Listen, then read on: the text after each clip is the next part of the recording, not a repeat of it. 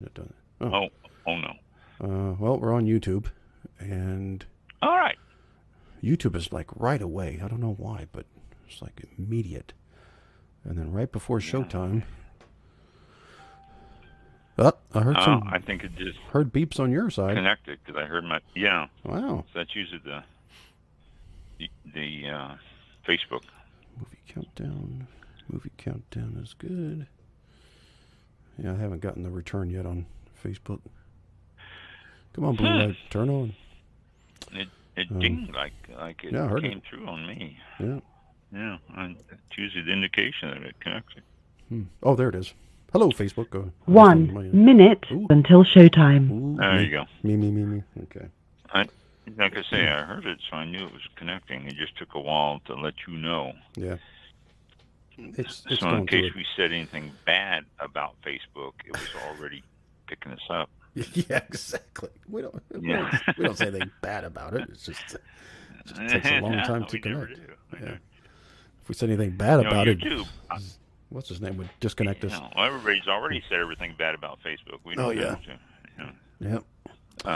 YouTube, I just read that they're no longer going to do original content. YouTube does their own stuff. Okay. They're not going to anymore. They're just going to go off of consumer input and stop doing their own original. Your show will go live in 5 seconds. That 4, was fast. 3, 6, 2, 5, 1. 4, 3, 2, 1. Blog Talk Radio. Oh, I forgot to do the countdown. Hang on, I gotta wait for the clock to go. 2, 1. Okay, now we're good. All right. There we go. This is All About Wine, the talk show dedicated to the wine industry since 2009, featuring winemaker, cellar master, vineyardist, and tasting expert Ron.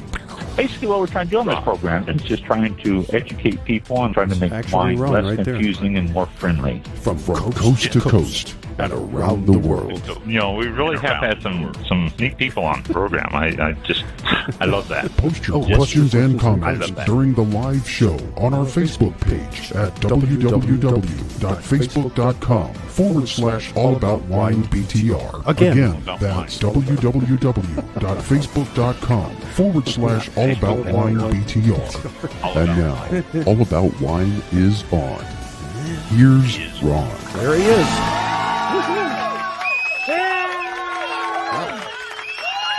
Everybody's bundled up.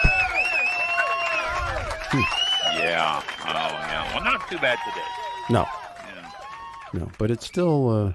It's what is it outside now? Let's see. Unlock the stupid phone. Oh yeah, it's 70 degrees. That's woo. Turn the heat on. Balmy. Yeah. Yeah. And I'm in the mountainous area of Florida. You're along the coast. I'm in the upper elevation here. I'm on coast. Yeah, so you're going to get a little bit, probably froster in the elevation. Yeah. It just today was nice. I played golf yesterday. What is today? Thursday. Yeah, I played golf yesterday, and it was really nice out there. It was just a beautiful day for golf. And I'm playing tomorrow, and it's supposed to be cloudy and chances of showers, but it's just like they say, they'll go fast, so I can handle that. But then Sunday I'm playing, and it's only supposed to hit like 61. Wow. 61 degrees or something. I don't know. It's 65, something like that is the high. And that's just cold for golf. That and all the people up north who play golf in just above freezing weather saying, "What you talking about?" No, right. Well, right after they get done swimming or something, they go play golf, or they go play golf first and then go swimming. Yeah. No, not here. Yeah, that's it. So and it's just cold for me. I play golf. I'll play golf with a guy from Ohio, and he'll be out there in a tank top and shorts, and he'll go, "Oh, this is great weather," I will wear shorts, but I will have long socks on, and I will have layered on the upper body and all that. Is it possible that they're just saying that?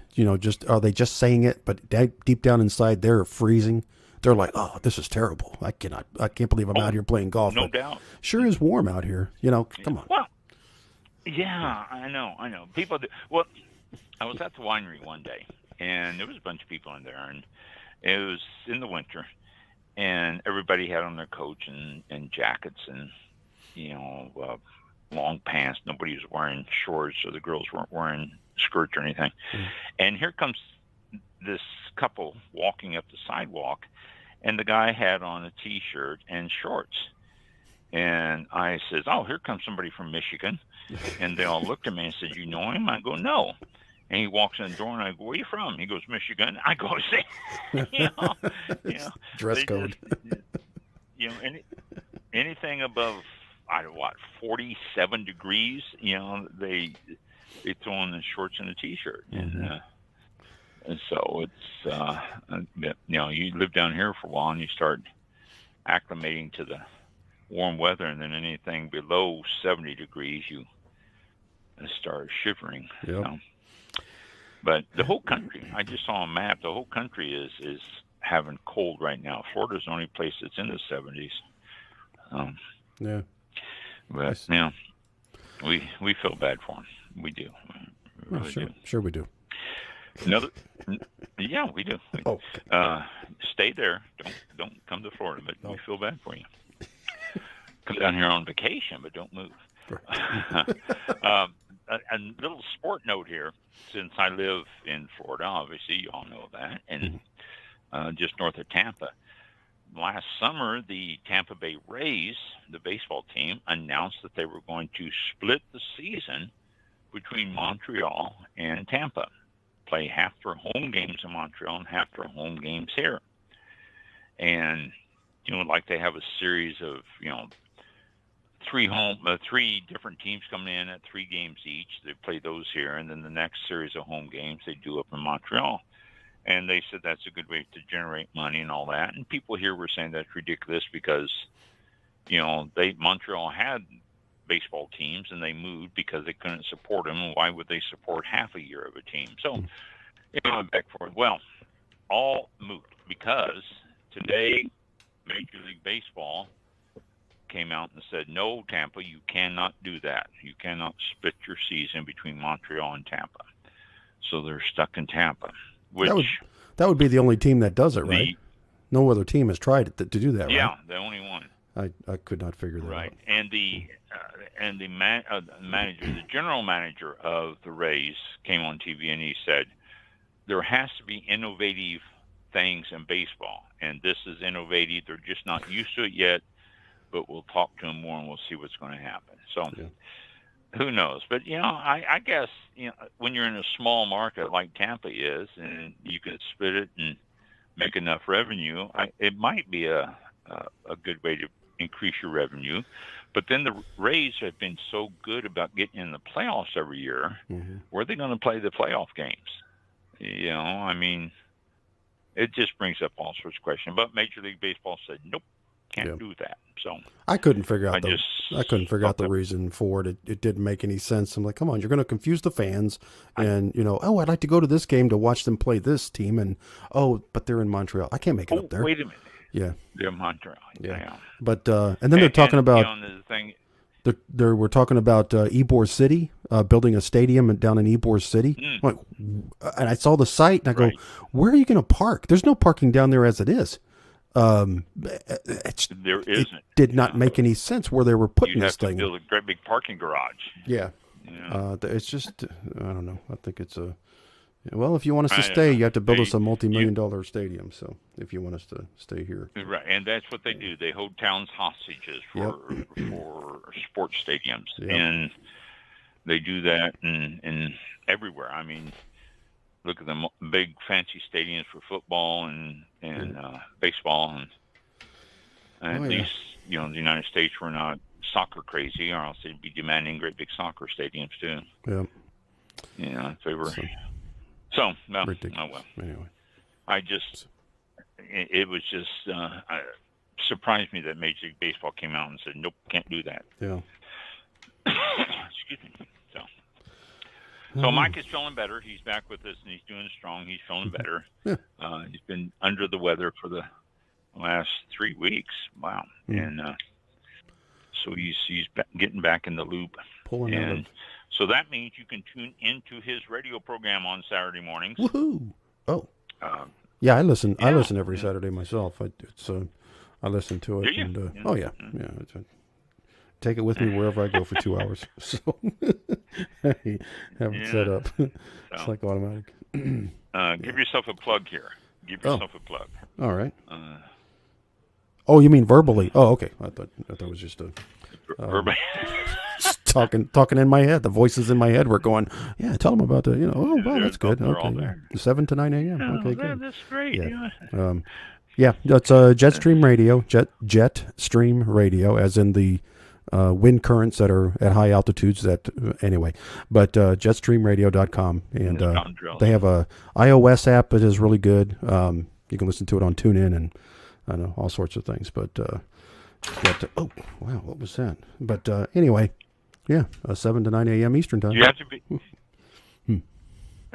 every Saturday morning. Yeah. You don't have to be a member either. You can you can tune in, but to talk with you, you have to join up, but there's no fees or anything. Actually, no, not this one. You don't.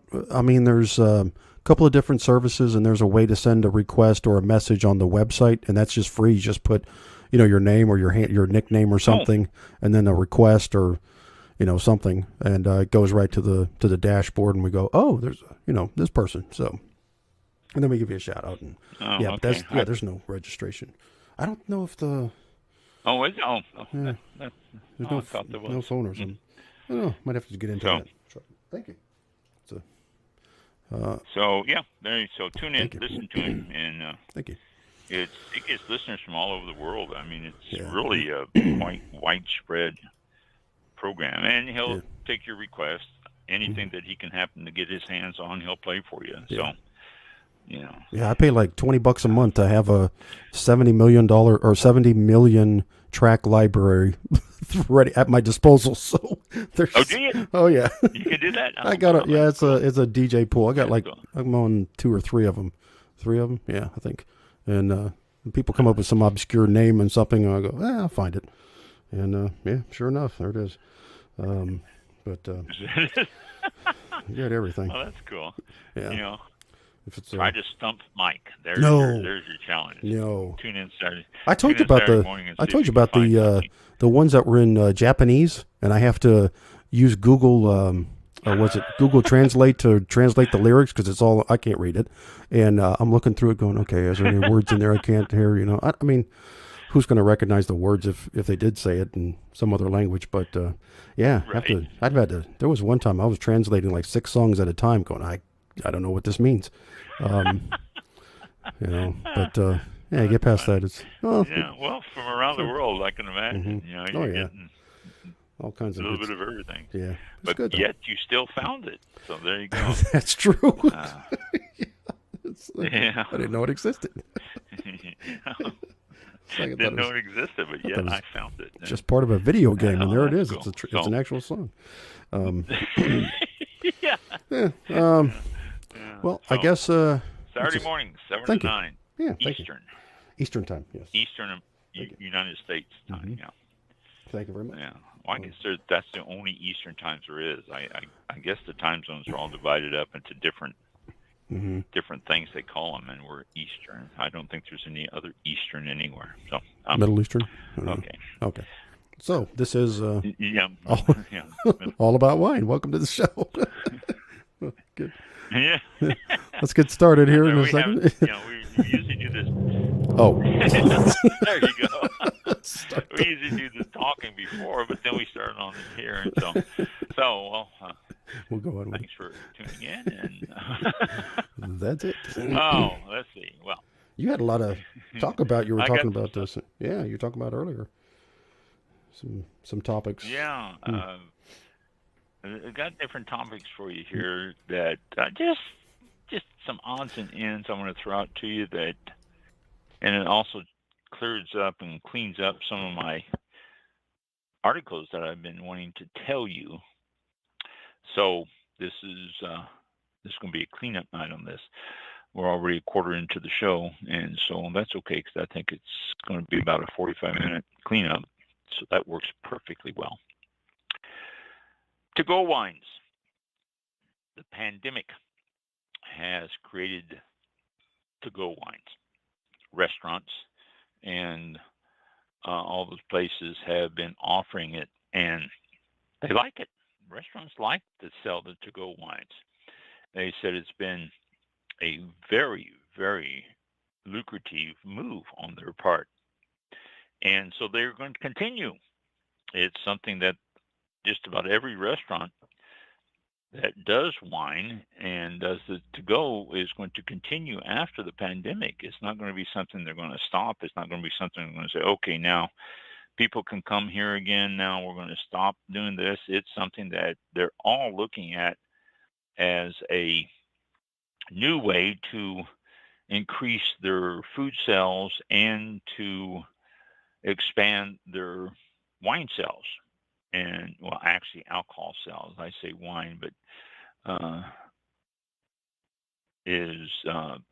includes all alcoholic beverages. Usually wine is the most common, so therefore that's what usually goes out with most of the to-go orders.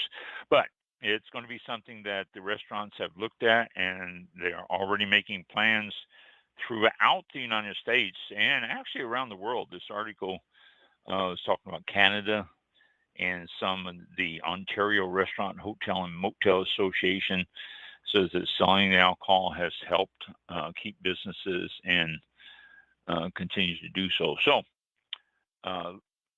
good news for you. After this pandemic has started to wane, you can still order your wines and your meal and get the wines with it. Let's see. Where's the next thing?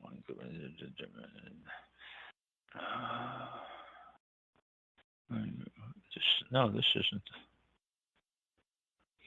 I thought there was something else on this page, but I guess not. Excuse me.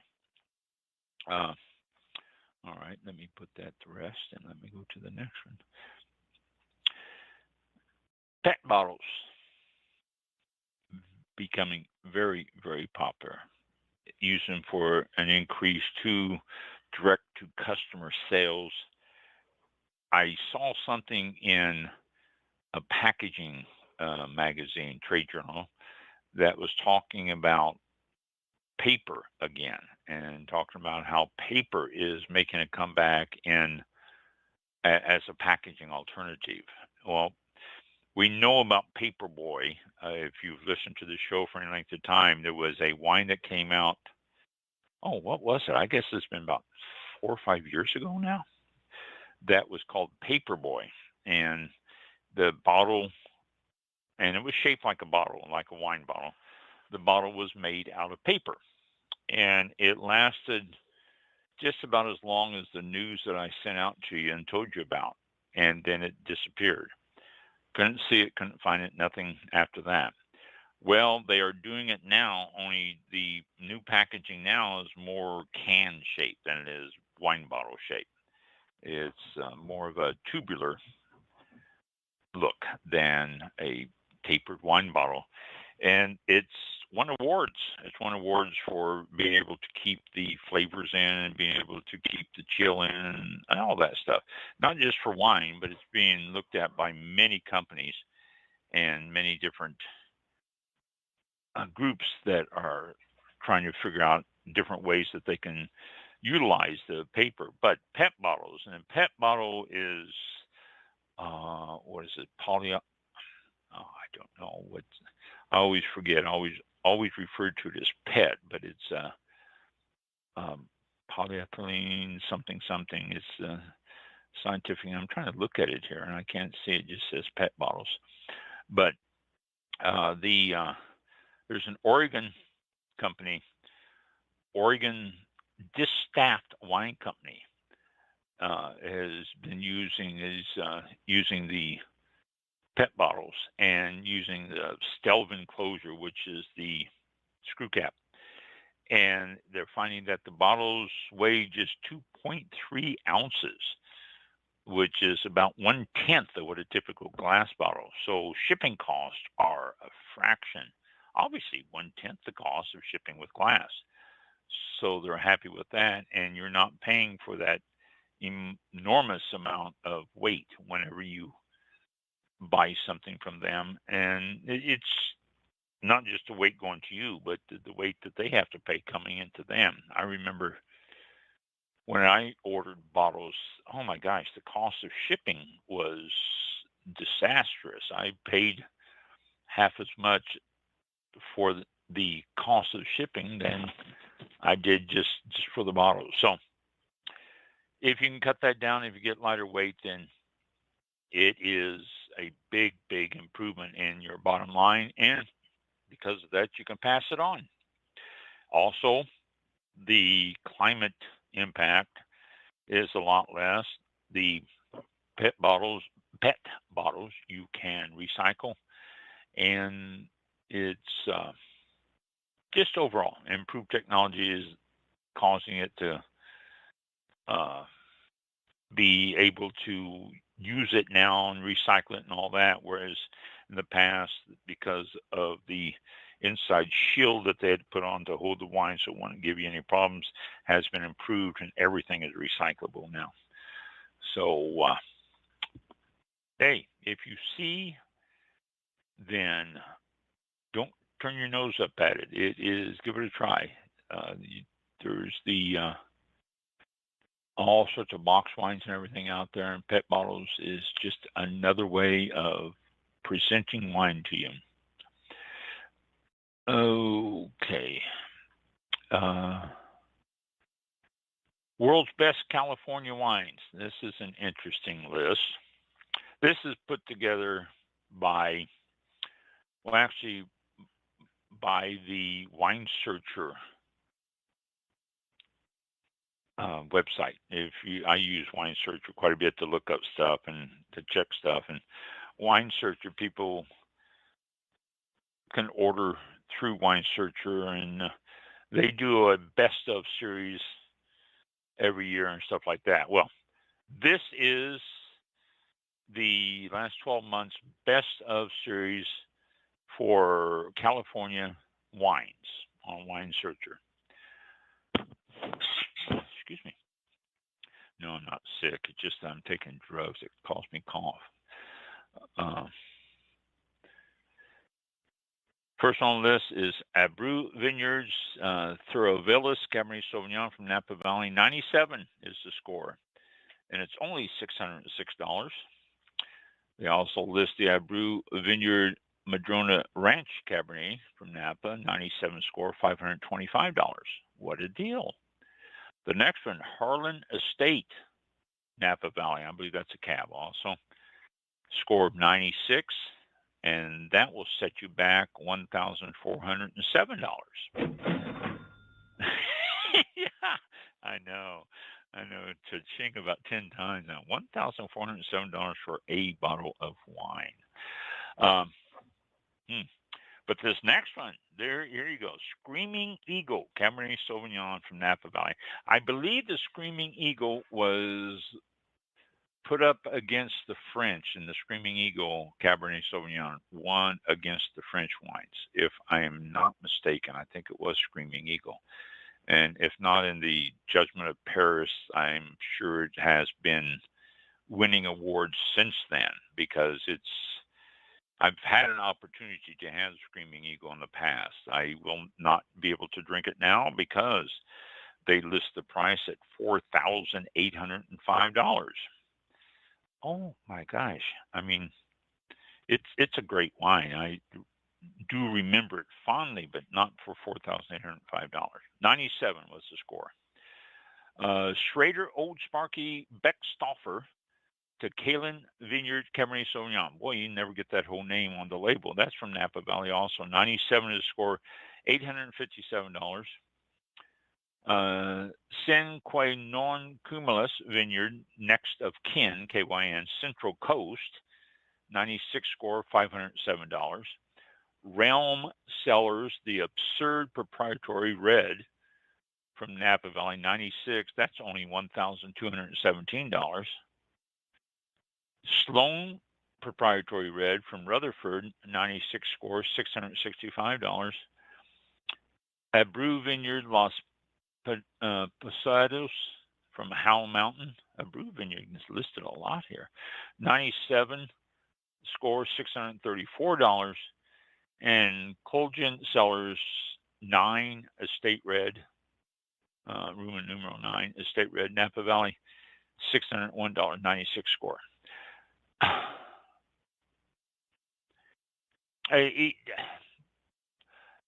Let me editorialize. They're good. All right. All these wines are good. There's some absolutely great wines here. The only one I've ever had in the past was the Screaming Eagle. I've never had any of the others. And that was way in the past, many, many years ago, before Screaming Eagle got so full of themselves they had to jump the price up sky high. And it was excellent, fantastic. But, oh my gosh, these prices,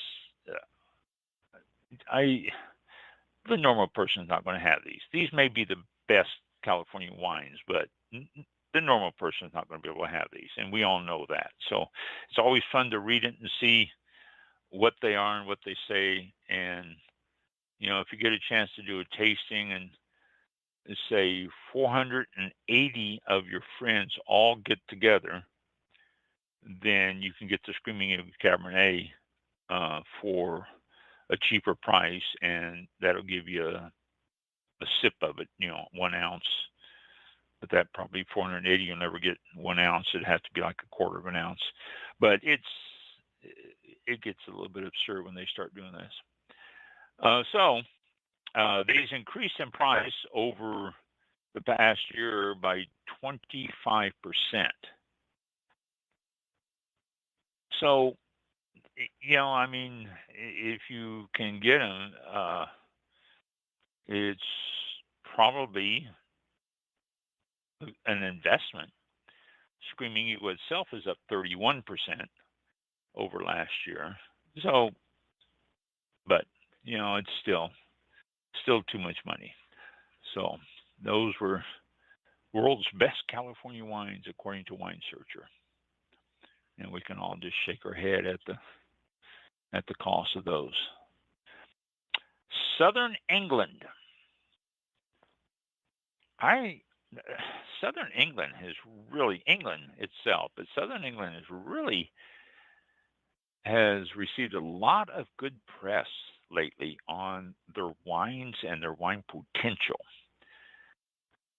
Climate change, yes, has something to do with it because the growing seasons are moving north in the northern hemisphere and south in the southern hemisphere. But England is in a good spot. The reason they've always had temperate climates is because of the ocean currents, and it comes in on them and warms the country enough that it's not an ice bucket like,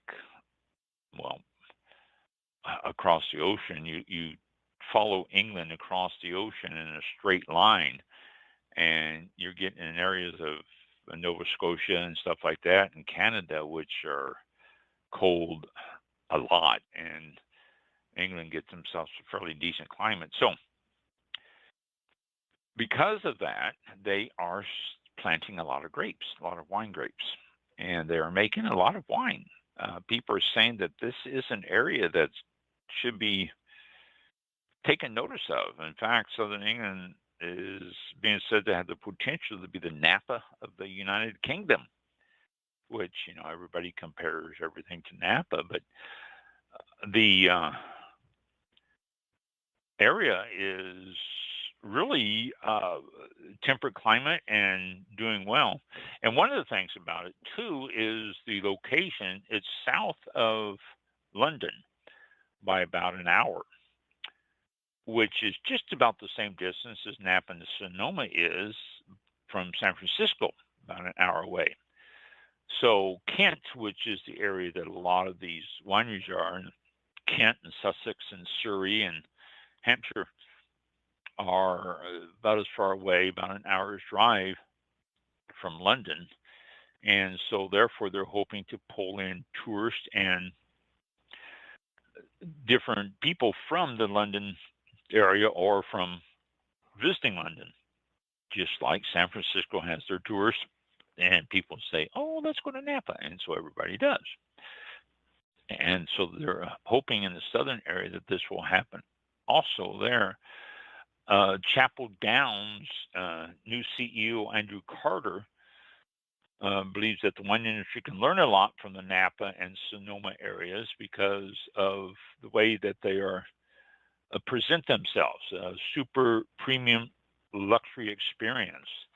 He says jokingly, you go to Stag's Leap or Behringer and they're out in the yard cutting the grass with a pair of scissors just to be sure it's exactly right. And he said it's an impression that they try to give to the people. And he says that they really should be doing that here. And I say here in England, because it will create that image in your mind and you will want to go back or you want to tell other people about it. So they're saying that that is a good possibility that it's going to start picking up even more. The U.S. model is the gold standard when it comes to presenting wineries and doing wine clubs and all that stuff. And they are looking very strongly at that area, the Napa area from this area, to base their model, if you will, the model after. So if you ever go to England, or if you're listening to me and you live in England, check out the area. Send me an email. Let me know what you think of it, and if there's anything that is that you notice that really sticks out in your mind. Again, that's southern England, south of the of London. Excuse me again. The European Union has granted member states to use resistant hybrid varieties in their appellation wines. Now, that is not so what? That is a big deal. A lot of the areas are very restrictive on what can and cannot be in the wines. And I mean, like, very restrictive. You have to use this wine to call it this, and you can't mix in too much of this, and your percentage has to be this, and all that stuff. And they're very hard to change their minds and use anything else. Well, the European Union has came about on this because of climate change. And the climate change is causing a increase in downy mildew and powdery mildew, and also some pests and things like that. And they don't want to use a whole lot of pesticides, and they don't use a whole lot of copper spraying, which is a very common thing to kill pests and mildew, rather. So they're looking at alternatives, and they have been approved to come up with or to use hybrid grapes. Now, the PDO, or Protected Domination of Origin, this is the areas that are very strict on it. It said that only vines of Vitis vinifera species could be used before in the PDOs, but now they have been approved to use genetic trace of non-vinifera species, such as fungal resistant PIWI varieties, which previously were excluded. PIWI, and I'm going to destroy this, but it stands for Pils Widerstands Fähig. Pils Widerstand Fähig, which is a variety of grapes that are resistant to the fungus, the downy mildew, and that stuff. So, according to the updated regulations, member states can now use vine varieties belonging to Vitis vinifera, as well as hybrids containing both Vitis vinifera and non-vinifera genetic materials. And these can come from American and Asian vines. So a big step for the European Union, and that is all European Union countries. So you're talking Germany and France and Spain and Portugal, and we can go on and all those big wine regions and all that. And so they're going to do it. Now, I don't think it's going to affect anything in the bottle. In fact, there will be, I am sure, the wineries, the owners and the winemakers that will be resistant to using anything but what they've been using. But if it comes to the day where this powdery mildew and downy mildew starts affecting their grapes too much, they will just say, well, we can use this and we'll do it. And it's not going to be anything that you're going to notice the taste on, I guarantee you. But it's a big thing that for centuries, literally centuries, they could not. And now they're saying, we need to do something because of the climate change. So I thought that was interesting.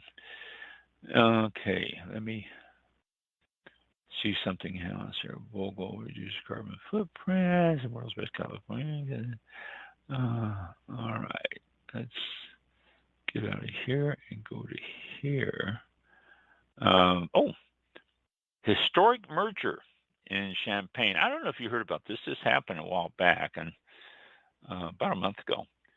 The largest merger of the 21st century in Champagne was completed about a month ago, and sees the creation of a new super cooperative group with the capacity to produce 24 million bottles.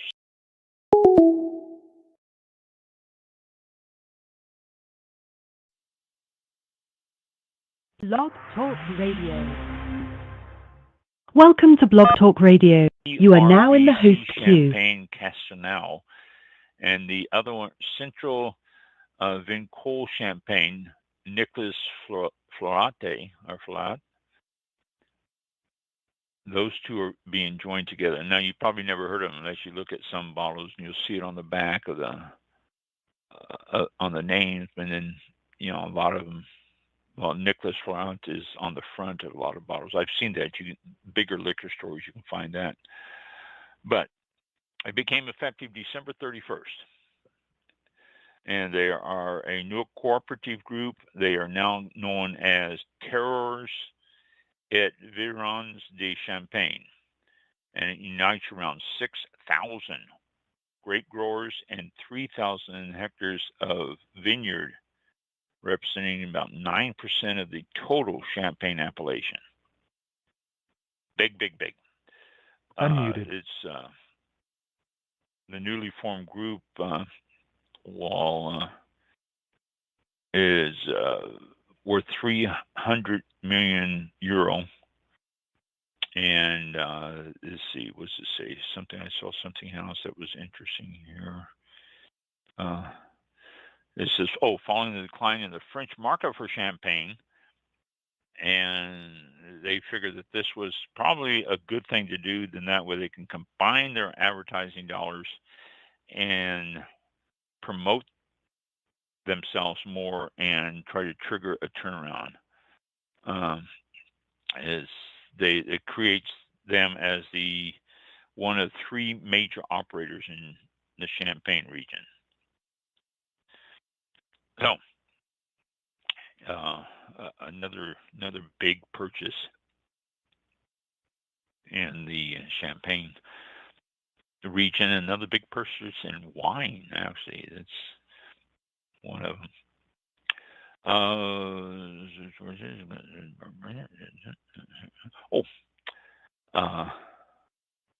Where is it? I was just talking about England, and I was going to tell you about prices, and I misplaced it. Oh, here we go. Land. I mentioned about England and how it's becoming a big grape and wine region. Excuse me. But it is cheap. The drinks business reported that Ian Kellett, who is the owner of Hambledon Vineyard in Hampshire, was saying how cheap land is in England now. And he said, if you're looking at getting good grape growing land, the farmland in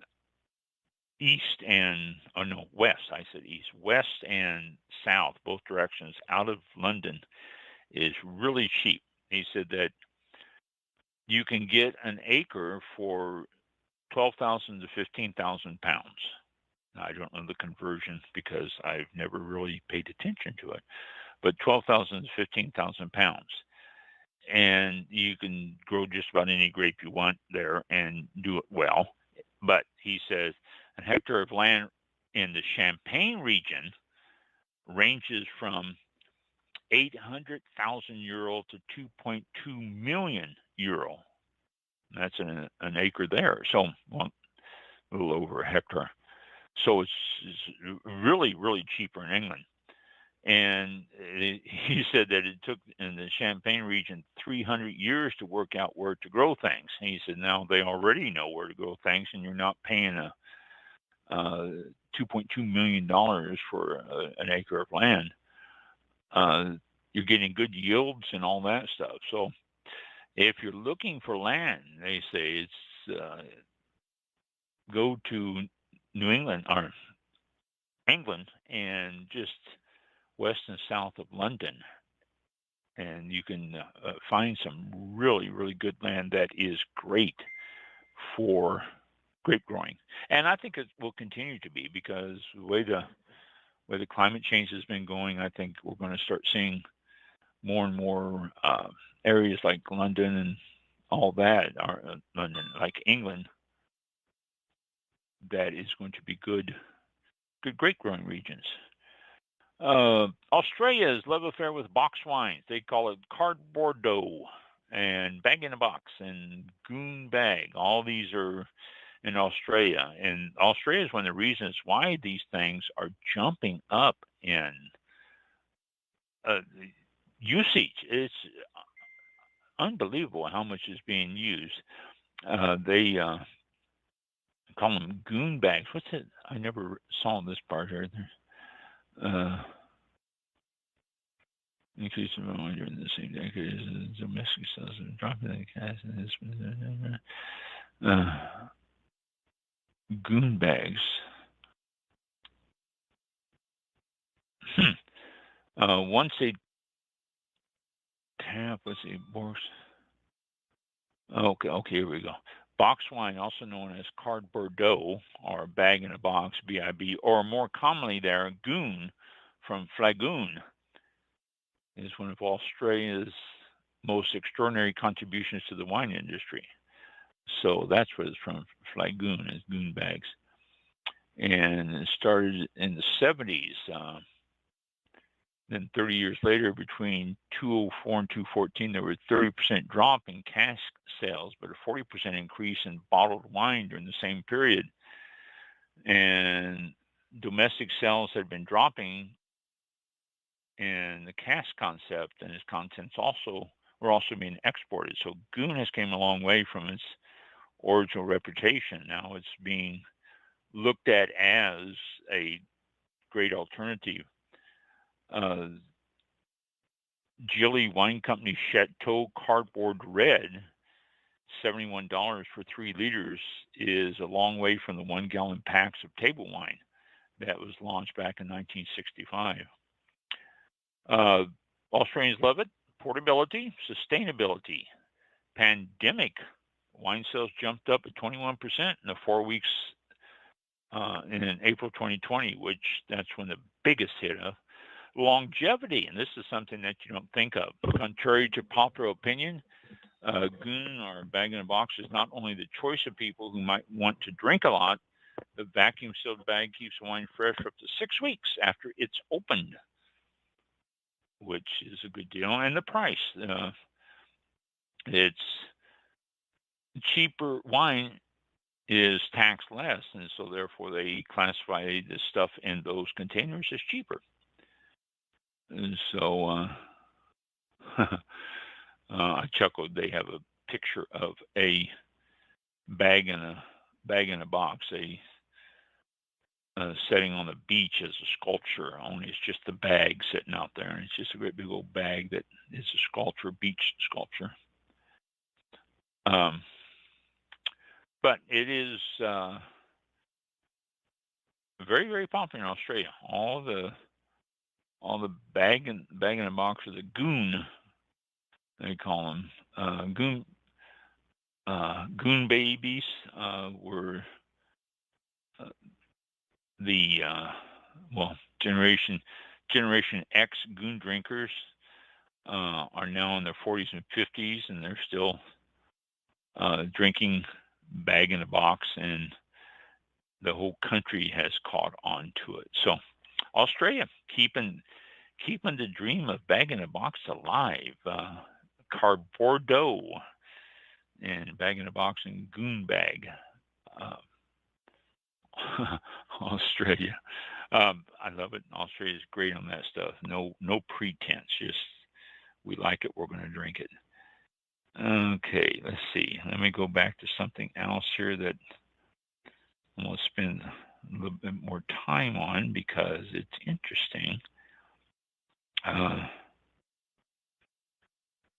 Okay. All right. Wine report confirms massive Australian glut. More than 2 billion liters of unsold Australian wine is sitting in storage following a record 2021 vintage and a slump in export and domestic sales. Put it in a goonie. It's down. Levels are down a lot in Australia, and they're trying to figure out why it's down so much. But basically, there's different areas that aren't buying it as much as they were.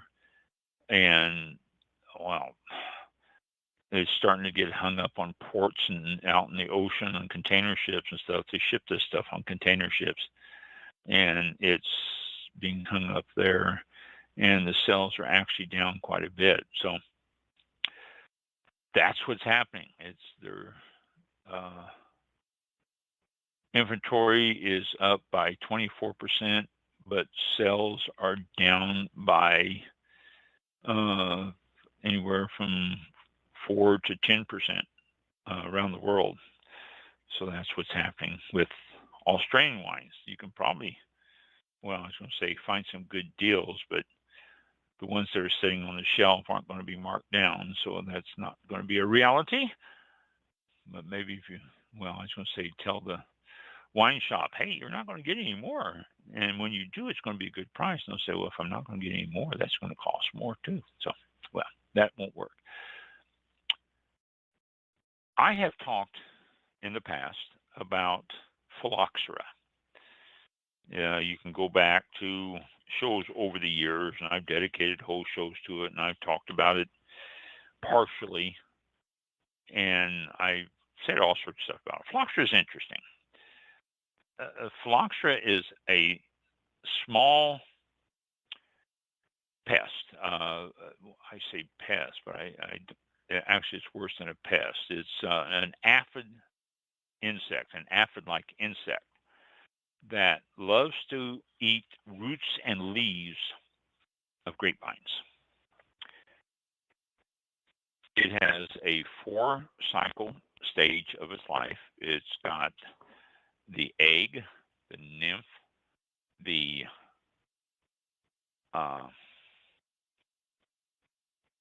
what's my word? And the adult. What's the center one there? I can't think of it right now. But they got a 4-stage. If you spray, you can usually get the nymph and the adult, but you can't kill the eggs or the middle one. The hibernation stage, cocoon. It's not a cocoon, but so you can't spray unless you spray continuously, which is not good for grapevines because you have to spray it enough. And they also eat the roots. So spraying really is not an option because it's not going to get down into the roots. France got Phylloxera in the mid to late 1800s.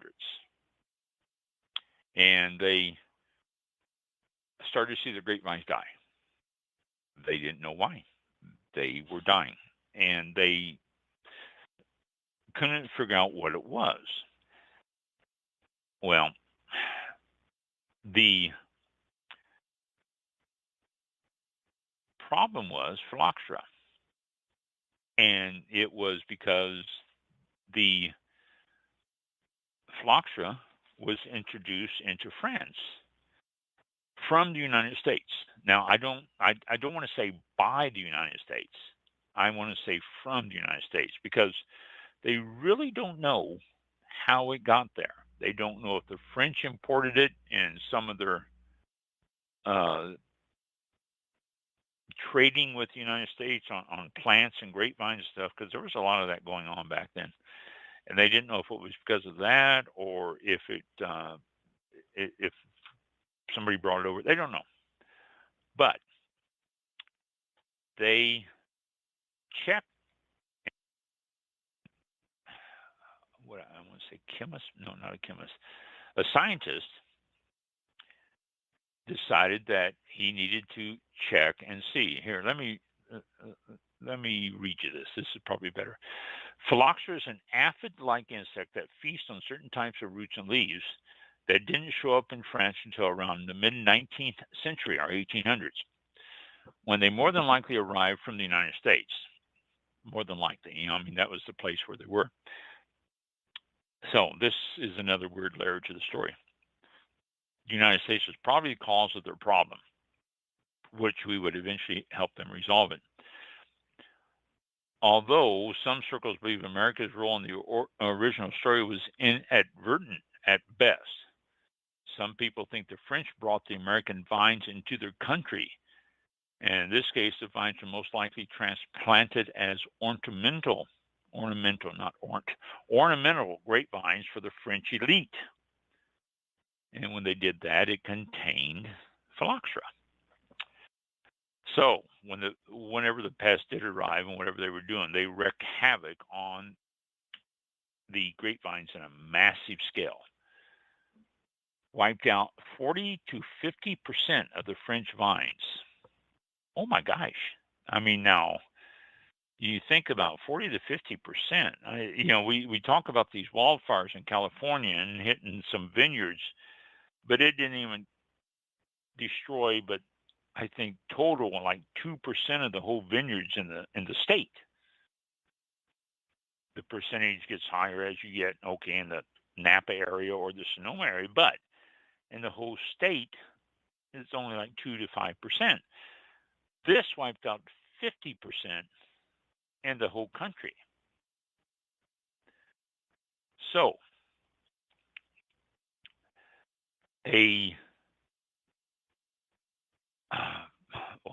something that absolutely drove the French crazy. It became known as the Great French Wine Blight. And so they didn't know what it was. The microscopic size of the Phylloxera was almost impossible to just walk up to a plant and see, especially if you don't know what you're looking for. All you had was withering grapevines year after year. The bugs were pinpointed as the root of the issue by a French botanist by the name of Jules-Émile Planchon. This was back in 1868. And this caused the American scientists to go into a frenzy to try to find a way to save them. Well, everyone was freaking out about the need to go to France and find a way to help them out. They slowly started to realize that the U.S. had Phylloxera but didn't have the Phylloxera problem. And so they're trying to figure out why we had Phylloxera, because when you got to remember now, this was in 1868.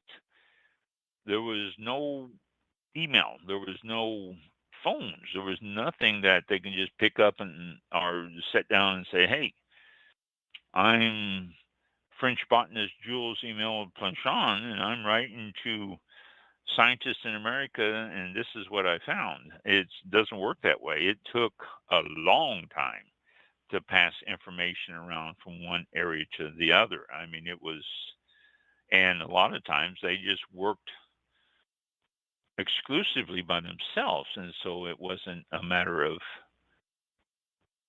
sharing any information. So one of the scientists involved in this pursuit was Missouri's state entomologist Charles Valentine Riley, who noticed that Missouri phylloxera didn't attack vines at their roots. This led Riley to theorize that Missouri rootstock, which is the base of the plant, could be grafted onto French vines and stop the phylloxera. So, with this knowledge, he reached out to Planchon directly, and the two collaborated on an effort to stop the insects from eating up and destroying the French vines. And it was correct. It worked. By 1873, the French project to defend French vines from phylloxera was in full swing. And Missouri was taking lots and lots of bows because of it. But if you were listening to someone from Missouri, this is where they stop telling you the story. They go, we saved the French wine industry. And that's the end of the story. But it goes further. And I never knew this. I've heard stories that the Missouri saved the French wine industry, and I've heard stories that Texas saved the French wine industry. And I'm always thinking, how can they both have saved the French wine industry? There has to be a problem here. Well, there was a problem in that theory, because Missouri did save the French wine industry, but it doesn't stop there. Missouri wasn't the only conquering hero on this. The strategy didn't pan out. After initially thriving, Missouri rootstock started to die off because they couldn't handle France's chalky, alkaline soils in the long run. It was just too much for them. They couldn't make it through. They were used to the Missouri soils and the rich loam and even some of the red clay that they had around Missouri, but it's alkaline soils. It was just too much. So it was only a temporary fix, and the French all of a sudden was under the swarm of phylloxera again. But horticulturalist by the name of Thomas Volney-Munson stepped into the picture. He wasn't a native of Texas. Actually, he originally hailed from Illinois. But he became known as the Grape Man of Texas because of his extensive work with Texas grapes. He didn't, he moved to Texas and he did. So in the 1880s, and this was a decade after Raleigh's work in Missouri, Munson determined Texas rootstocks could also neutralize phylloxera's powers. But better yet, this species of vine could also handle the nature of French's soil and not succumb to the chalky alkaline soils of France, because Texas had their share of it too. So they grafted it onto Texas grapevines, or Texas rootstock. So the French added the Texas rootstocks to their suffering vines, and phylloxera was no longer a problem. Chardonnay, Cabernet, Pinot Noir, Merlot, all the ones that we're so familiar with from France were saved, and that's the end of the story, but not really, because if you are from Texas, you tell about Munson, and that's all you tell. And if you're from Missouri, you tell about Riley, and that's all you tell. But they both did their job. If it weren't for Munson, wasn't some genius that came out of nowhere to proclaim, I'm going to save France.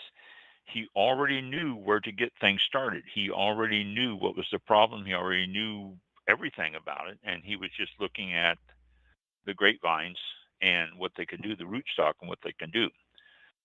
So it wasn't a Missourian that saved Texas wines, and it wasn't a Texan or French wines, and it wasn't a Texan that saved French wines. It was a sort of collaborative effort.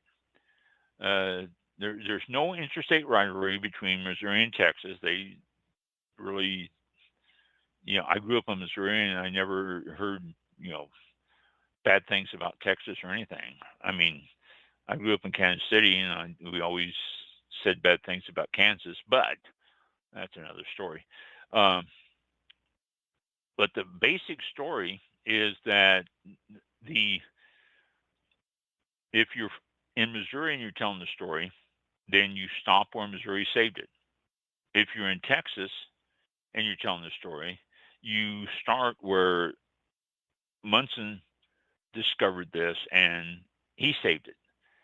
And they both did. They're both still able to lay claim to it and probably gain some attention. And I think the whole story is really much more fascinating than just the half stories I've always heard. And so it's French honors the story through a pair of statues, actually. The statues inadvertently also separate the narrative.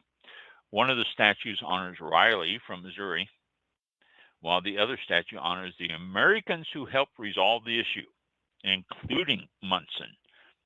So he didn't get a statue to himself, but Raleigh did.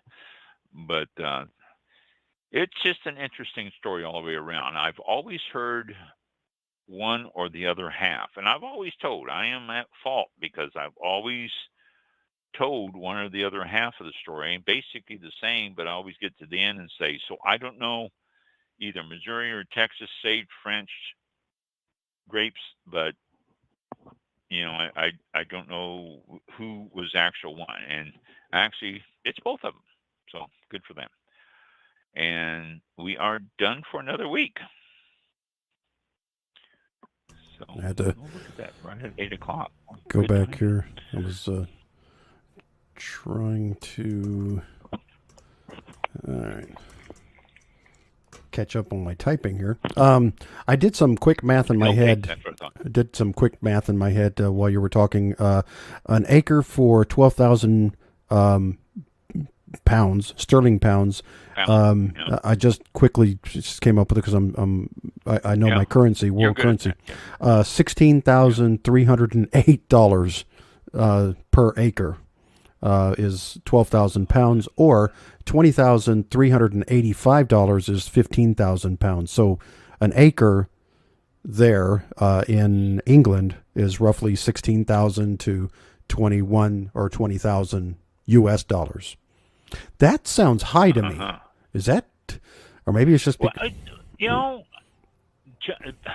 don't know. While you're surfing one day, punch in land in Napa or land in Sonoma or even land in Paso or land in Livermore, all these grape growing regions of California. Yeah. And be sure you're sitting down, because if you're not, it'll just literally make you take a step or two back. It's outrageous how much land is in those areas. And you can't, if you can even find land.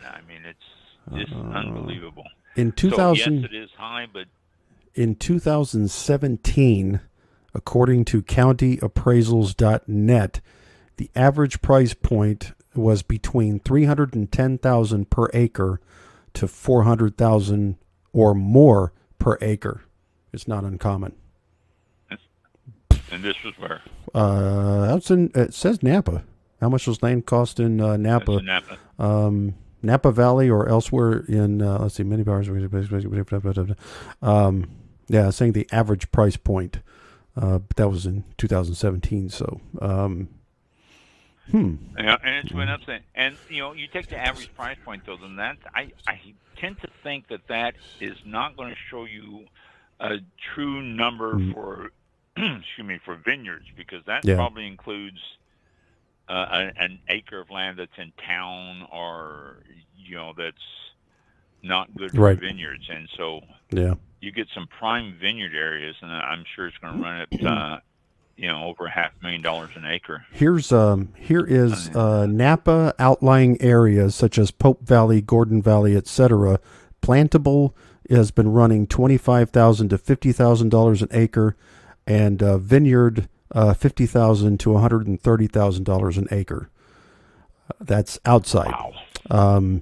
Napa prime areas such as Oakville, Rutherford, St. Helena, and Yountville. In that area, plantable is looking at $200,000 to $250,000 an acre, and vineyards $300,000 to $400,000 an acre. Okay, just check my credit line real quick. I have to increase it. Yeah, open up a credit line. Yeah. And say, okay, I want to buy. Let's see, give me 3 square feet.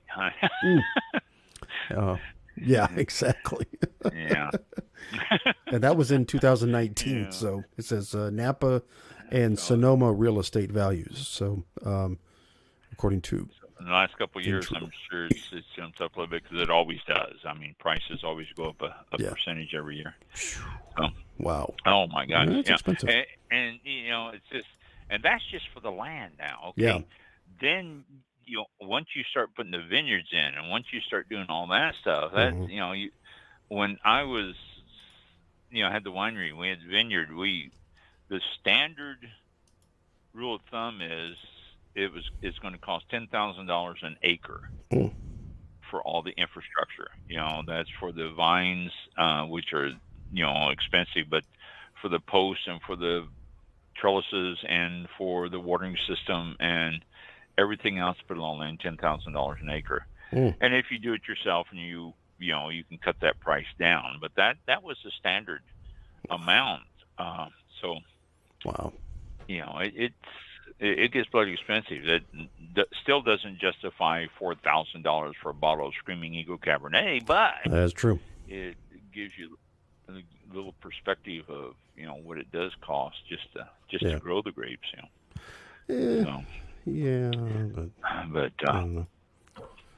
it's still a lot of money. Sounds more like you're paying for the name and the prestigiousness of it than the actual worth. I don't know. Maybe the ground is different there, but I agree. I don't know.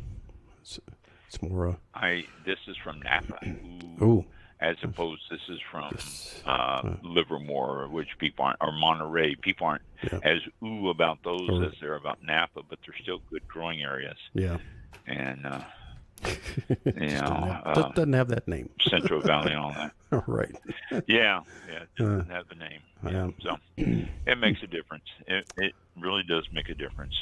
And I guess so. That's and even California. This is a California vintage as opposed to Colorado or Lakeland, Kentucky or Lakeland. Exactly. Miami. Okay. All got it. Miami. All makes a difference. All of it makes a difference. The coastal regions of Florida. That's a very prestigious area. Coastal regions, wine growing. It always has been. Yeah. So. Yeah. Well, it is. You punched that in. Coastal regions of Florida wine wineries. Yes. And it comes back with a big question mark on the screen. Yes. Huh? Did you misspell something else in some other country? What? Yeah. 404. Yeah. All right. It is 8:07 p.m. Eastern Time, and January the 20th. Thank you for tuning in again. We'll see you all next week. The 27th will be our next last show of January 2022. Last show of January. Yeah, it's already gone.